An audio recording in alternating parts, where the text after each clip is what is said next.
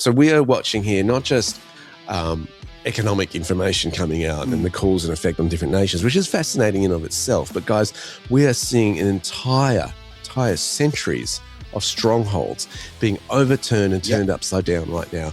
This is one of the most exciting opportunities, but also times in history to be living and to be raising children and potentially making wealth for generations to come if you position yourself right. Welcome to The Greater Wealth. The man over here, the man who has got all the knowledge and the information we need, no pressure at all, mate. It is Derek Whittaker. I've got you here because we need to make a bit of sense of the mess that's going on. The world is changing right now. I think it's there in the old title. The economic system is changing. Here's how. Good to see you, mate. It's great to be here. I've got 11 reasons of why it's changing, how it's changing, and the 11th is probably the most surprising of all. All right, will there be a test afterwards, okay?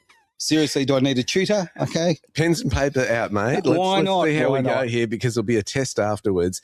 Look, it's been fascinating to watch this over the decades, and I'm going to put this in broad strokes to start with. Okay. The attack on the American wealth has been huge. Oh. And I think you can trace it even back to, places where the Federal Reserve came into the United States and did not want, the money changers wanted to actually control the US economy and where it went.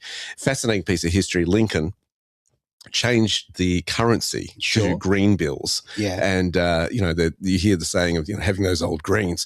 He had to fund the Civil War and didn't know how to do that. And of course, he then decided, well, we'll do backed issued greenbacks that will pay the soldiers in. And he was worried that would it be accepted? And he was advised, look, if it's good to pay off taxes and debts, they'll adopt it. And they sure did. And so this battle's been going on for a long time. It's not a new thing, absolutely. And the control of the US dollar, the petrodollar, the exchange of, dealing with other countries. This is such a in-depth thing. This is not a new story.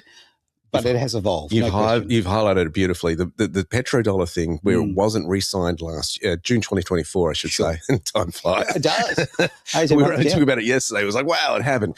That was massive. The BRICS nations were looking at setting up their own economy, their own bank, their own currency perhaps. Yeah. And it was really devaluing the United States dollar.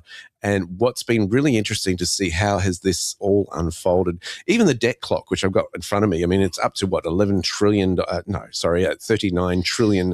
in debt. Listen, Derek, and this is Derek from Blue Sky Factory. This is why you're here, mate, because while other people are watching Netflix, you're watching that. But I mean, that's an important thing that you've got your finger on the pulse. You're really looking at these sorts of things. The world is changing. The economic system is changing. And when you see this debt and you see how it reflects on the US dollar, you see how it reflects everything. We see it, obviously, every time we go to the petrol pump right now, we're feeling that. Yeah. This is all very, very strongly related. It's all connected. And that's the fun thing about this, is piecing the little pieces together and going, why is this happening to me? Why is that happening to me? I would even, the debt collect is an attack on the US mindset of wealth, because, hey, we're drowning in debt. How will we ever get out of this? What are we going to do for the future generations? If we have a look at this video here, from the World Economic Forum, and I don't know the speaker off the head, but it's really interesting to see where it was, was all going in relation to the control. Let's control every element of people's lives. Have a look at this. Okay, nothing excites me more than listening to WEF.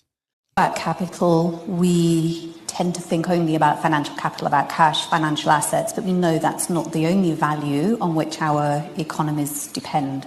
We know that every aspect of every part of the economy is fundamentally dependent on nature, as you highlighted.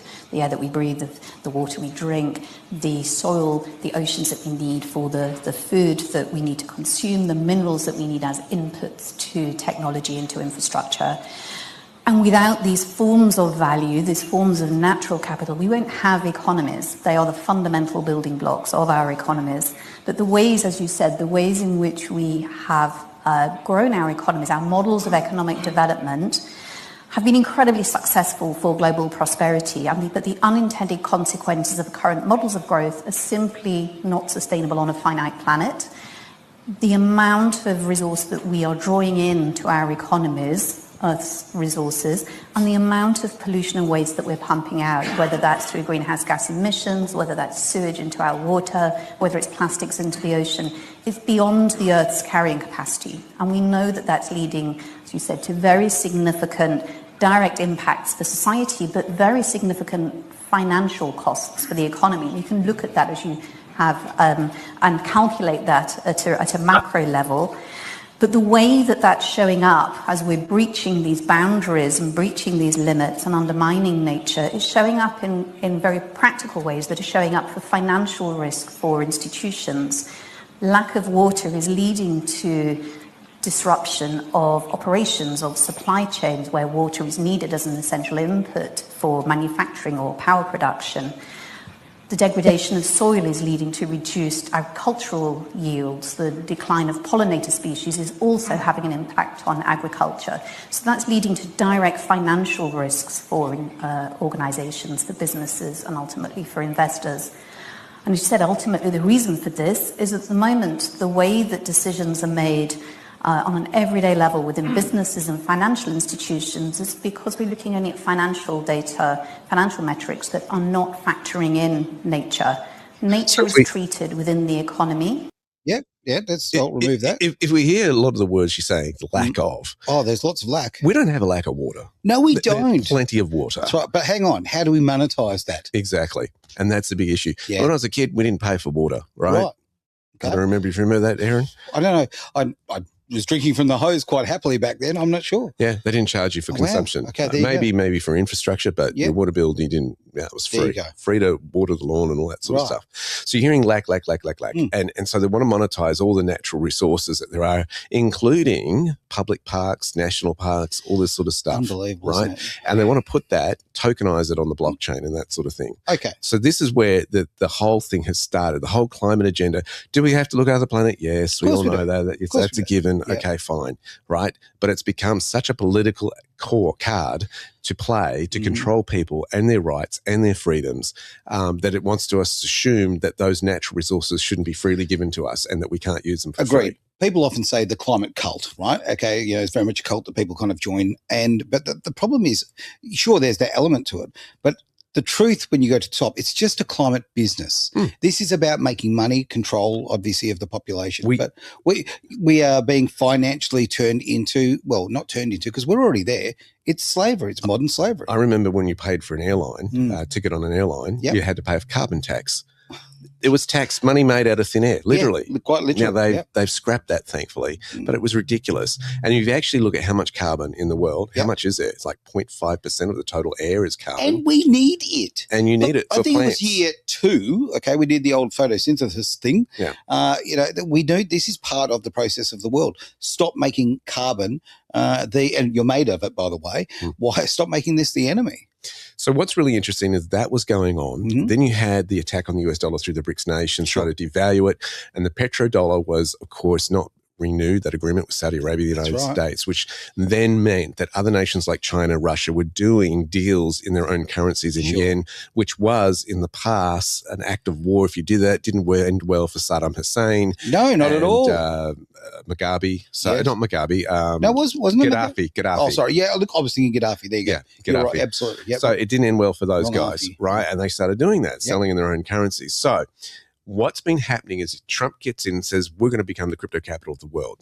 In 2025, the Genius Act was passed, allowing and recognizing stable coins as legitimate forms of currency. One, it allowed them to be recognized legally. Number 2, it said stable coins had to be backed by something. You couldn't just make electronic stuff up.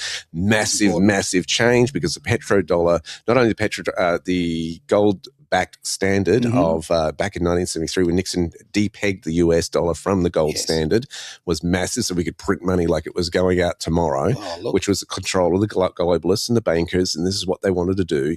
Now it has to be backed by something, which inadvertently is funny because even treasury notes, like if it's US dollars, there's now a demand on treasury notes, and putting crypto companies, probably the biggest holders of treasury notes and US currency by default, because the stable coins have to be backed by something, right? Didn't think of that. It's a clever little move and strategy to keep the US dollar in play.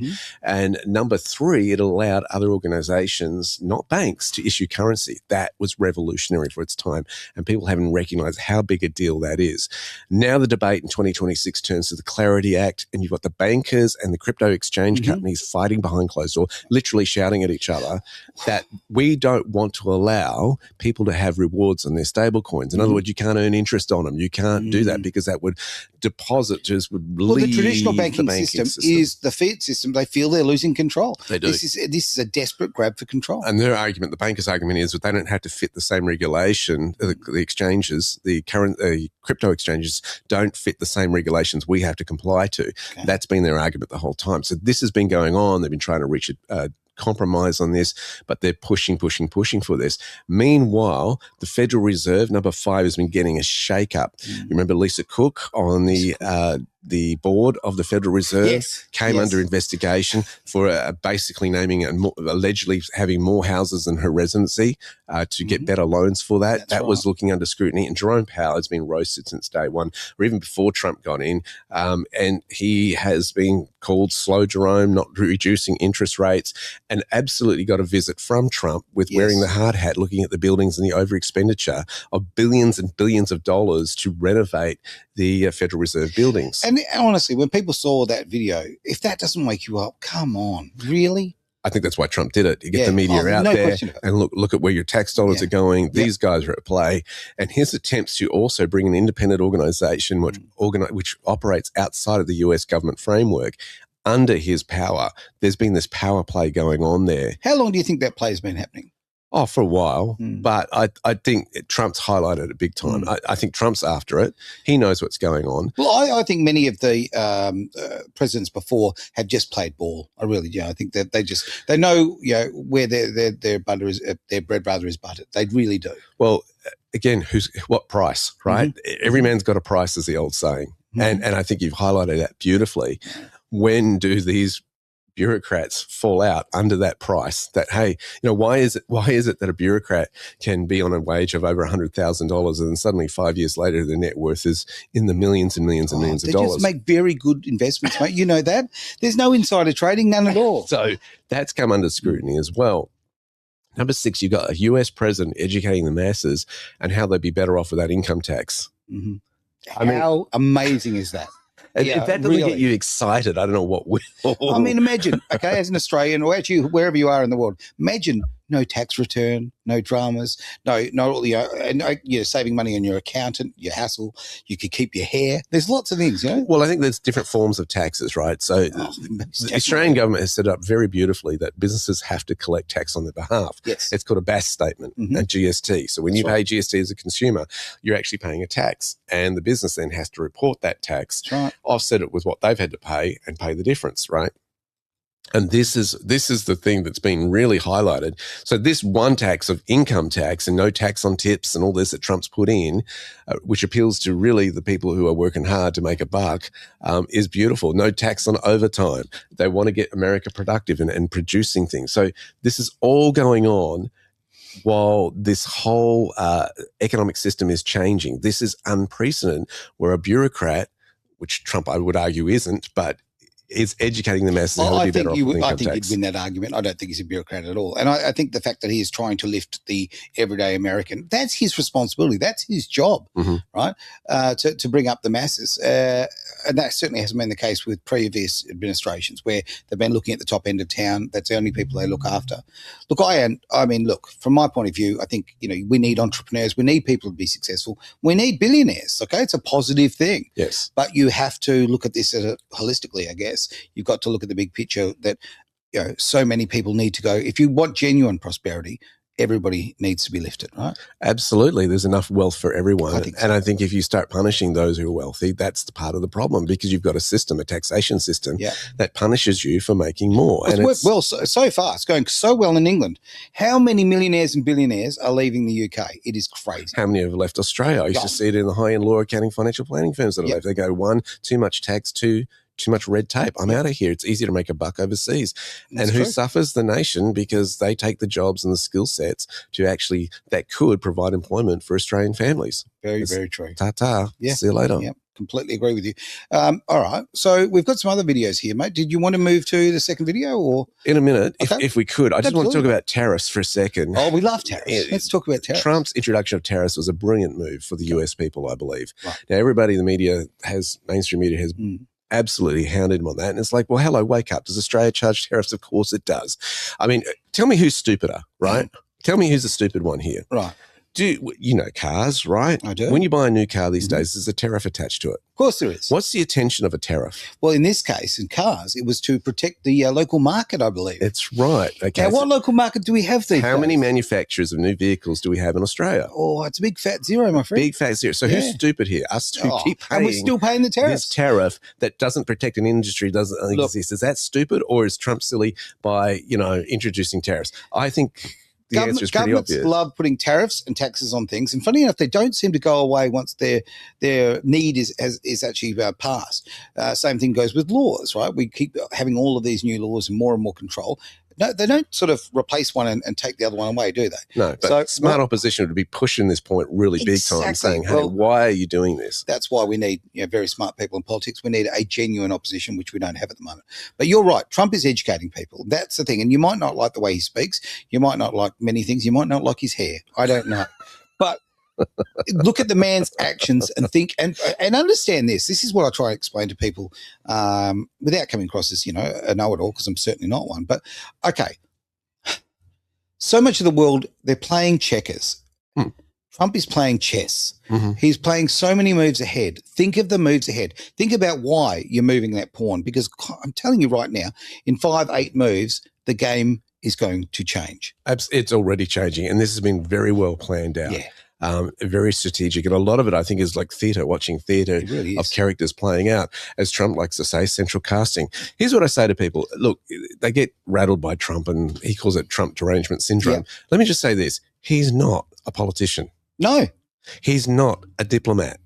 No, he is a businessman. That's right. All right. And that's what he's doing. He's being the art of the deal. He's doing deals with different nations to actually make his agenda of make America great again. Throughout my entire life, people have said, if only we had a businessman in charge. Gee, what a difference it would make. Because these politicians, they're career politicians. They've never had a real job. We're run by a communist. Anthony Albanese has never had a real job. Never.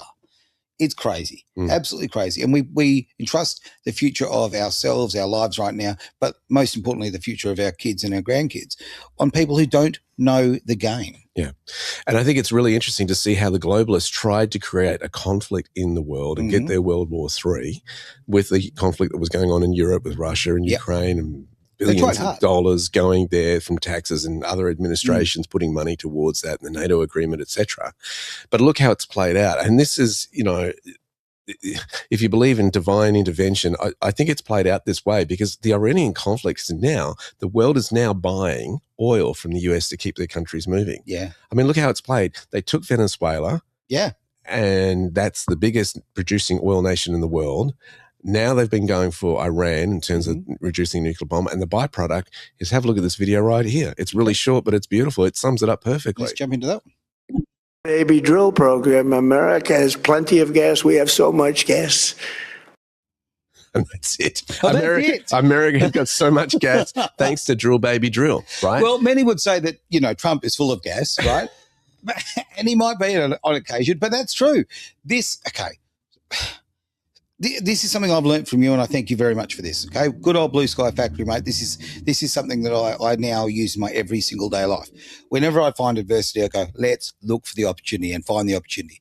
And it is a mind shift that changes you. This is what's happening here. We are looking at this on a global scale. We're taking adversity. We're taking a problem. We've got a state which is a big, big drama that, and when the state that I'm obviously referring to is Iran.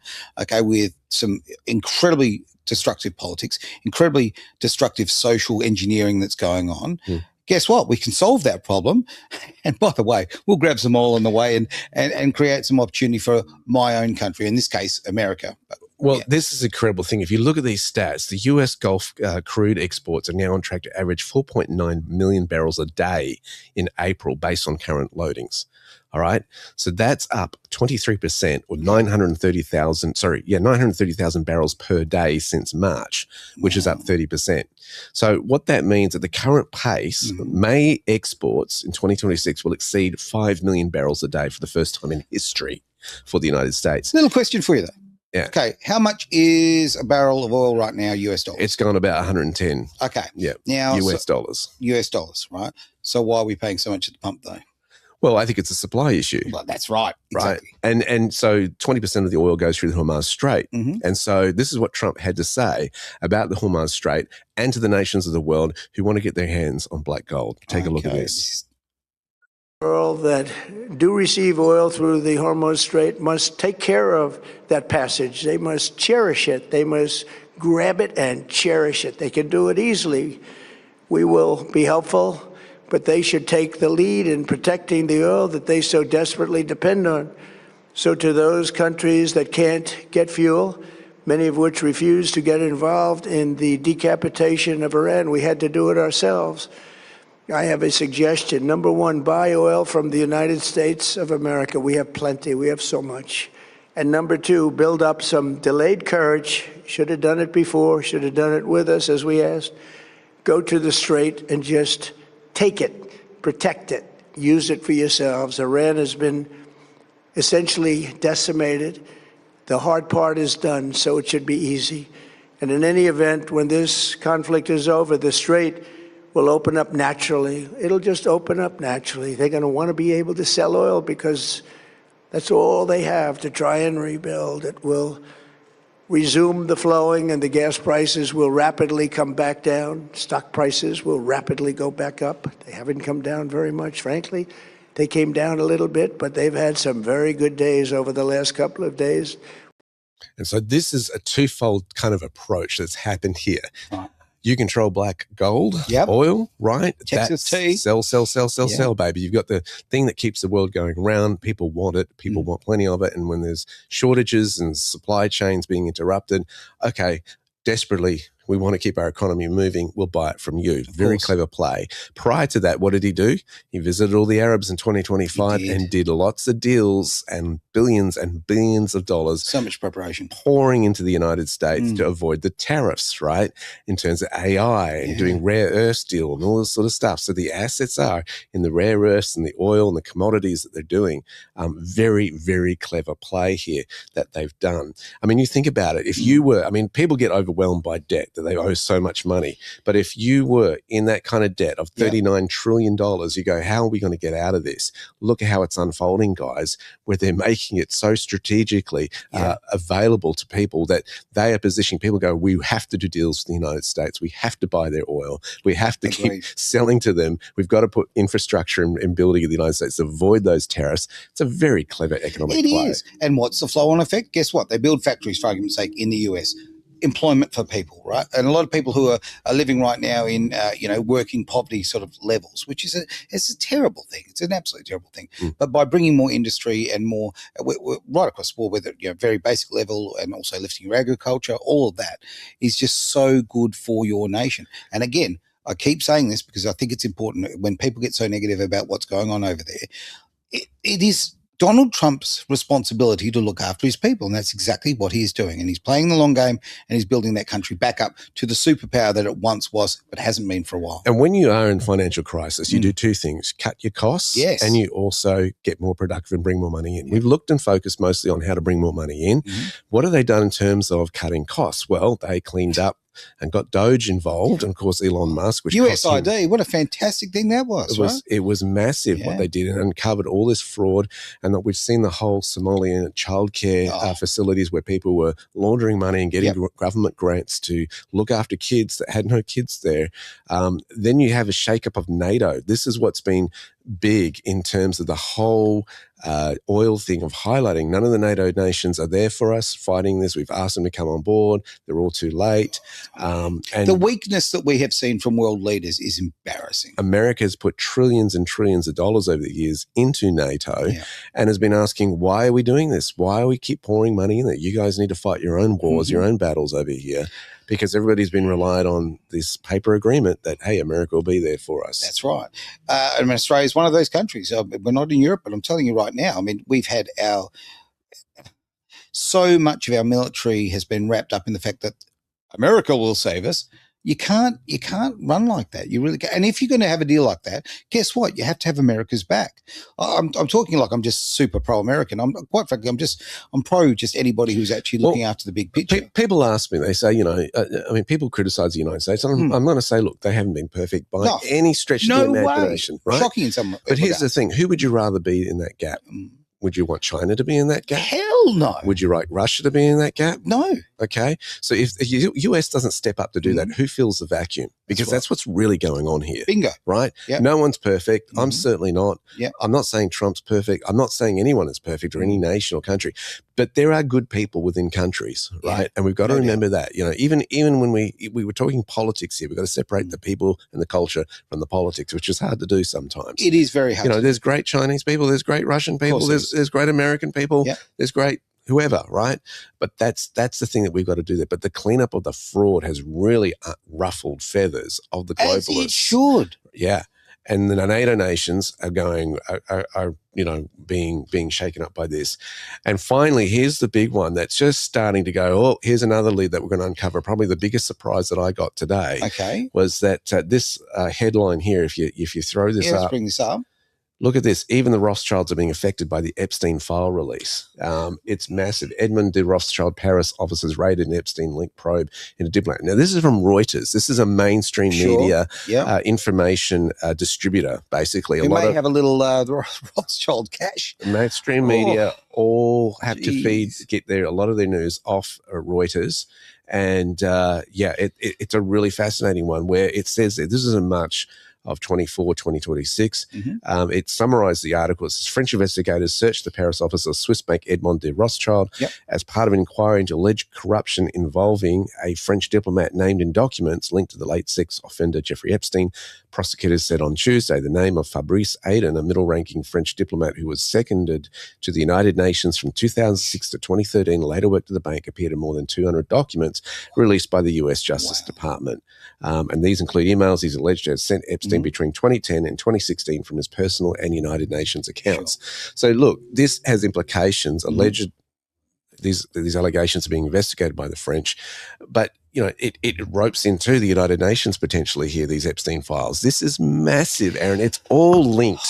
It's been so many years of people who have nefarious sort of agendas who have infiltrated, we're talking about the WHO, we're talking about the UN, we're talking about all NATO. These are the people with very, very dark agendas. And sadly, over time, I think that so many of those places have been so affected by it. We see it in Australia. We're like, okay, there's a ridiculous amount of Chinese influence in the Australian Parliament right now. That is fact. Okay? They own so much of our farming land too. That's right. Exactly right. Crazy. So again, you can control the agenda. We shouldn't be allowing this to happen. So many other countries have special laws to protect. We don't tend to have that here in Australia. So you might be thinking, well, how does this affect Australia? Well, on a number of levels. And I'm going to get to too, how do you set yourself? This is a great wealth transfer that's going on. And I've been asking my students, how do you set yourself up to take advantage of this great wealth transfer that's going on in this time in history? Advantage. The green energy policy is being questioned in Australia over its over-reliance on overseas production with the oil shortage that we've been hearing about, the oil crisis and all this sort of stuff. And it also highlights the fragile shipping routes. What's funny is a little video's come up over the weekend about Albanese highlighting those things years ago, saying we need to produce our own oil and we've got weaknesses in our chain supply. Now, supply chains. I'm fairly confident to say, I believe that was 2 days before they achieved the LRS election. Yeah, okay. It was that fresh. Wow. Yeah. So you see that going on. We also see a second thing we have in Australia is our old foreign agreements are being renegotiated, right? America, big ally from the World War II. The NATO agreements, where does Australia fit in all these sort of chapters? That's all being overhauled, all looking at. And Australia has greater opportunities here with the United States and the rare earth minerals agreement that it signed when Albanese did go over there. Yep. Yeah. I think what took the limelight was Rudd getting thrown under the bus there. And did you say bad things about me? That really took the highlight, but the deal was big. Huge. And Australia has a commitment of trillions of dollars with the US in superannuation being invested on US markets. Now, what does that do for Australia's local Australian stock exchange? Tell me, Derek. A lot of investors are concerned about that, and a lot of fund managers because, that's less work for them and money for them to control. It's been committed to overseas markets. Right. But you can see how the investment structure is going on as Australia plays to continue to be an ally to the United States. And as we should be, honestly, it's an important alliance. And the fact that we can do it with the rare earths, the agreements, and there's so many other things, we've got to look at and think, as I say, big picture. You've got to think about the farmers. You've got to think about all of the importing and exporting, making deals that actually benefit all the countries involved. I've seen a number. One of the things that I love to do is watch profits, accurate profits, talk about this stuff. And this might be a little bit out there for some people. Oh, he's gone us. What this, but it's been prophesied by Julie Green that the IRS is going, that the Federal Reserve is going, that Australia is going to get a new political party involved, or the current political party will be overthrown. And you look at these kind of things play out, and she's been incredibly accurate. Big fan, bit of a fan, because she's very accurate in what she does. And so you see, if that happens, if the Federal Reserve goes, that's massive in terms of economic terms. If the IRS goes, that's massive because nations will start rising up going, well, if they got rid of their taxation department, why can't we? Yep. Right? And I'm talking nations as in the people, not in as in the diplomats and the politicians. And this is huge. If these things, if the biggest economy of the world, the giant, the Goliath comes down, which I believe it is, the strongholds that the globalists have had in that nation, the splash effect on the other nations is just massive. Well, what's the story been forever? I mean, about, when America gets cold. America sneezes, the world feels it. There you go. Well, I had something else. But there we go. It's close. I know what you're saying. I'll take yours on this one. But look, if we're talking about the biggest market in the world, the biggest economy in the world, and the US is, of course, when that changes in a seismic way, of course, there's going to be a massive tidal wave across the world. So we are watching here not just economic information coming out and the cause and effect on different nations, which is fascinating in of itself. But guys, we are seeing an entire centuries of strongholds being overturned and turned upside down right now. This is one of the most exciting opportunities, but also times in history to be living and to be raising children and potentially making wealth for generations to come if you position yourself right. I agree. Look, when I was born and was a child and growing up, I didn't think that I would possibly live through anything as, like you think about people who went through World War I, World War II, the Vietnam, all of these big events in the world. I remember the Cold War. I mean, I lived that kind of thing, but certainly very different. I didn't think in my lifetime the world would change so incredibly, just on a massive scale. Yeah. It blows my mind. So, don't fear it. It's my thoughts here. My thought is, embrace it. Look at the opportunities. See how you can create some wealth out of this, because it's not wealth is different things to different people. But to me, wealth is actually freedom, because it gives you the ability to do things that you normally wouldn't be able to do. Absolutely. I love what you said before. It's opportunity. Where is the opportunity in these times? I'm not looking at doom and gloom. I know a lot of people think that and think the worst and take things face value. You've got to remember there's a lot of psyops going on in times of war, right? You don't show all your cards to your enemies and stuff like that. So you've got to filter through all of that information. Look very carefully at the AI at the moment. Jeez, the AI is very, very good, very, very deceiving. Just watch the way people move in these things, because you're right. I mean, this is part of war, okay? And we are at war. Yeah. The Cold War is rather toasty at the moment. All right, mate. Any last thoughts as we close the show? If you want to know more about how to set yourself up in terms of this wealth transfer, love to help you. Go to our website, blueskyfactory.com.au, and book in a 15-minute consult with me. Love to meet you. Easy as that. And help people out on this, because it doesn't take a lot to take advantage of stuff that's going on right now. It's huge. And I personally endorse that like you cannot believe. It will change the way you look at the entire picture. And, you go forward with optimism and opportunity, which is, two of the best things you can have in life. Absolutely. Yeah, sounds great. Thank you for being part of the Greater Wealth.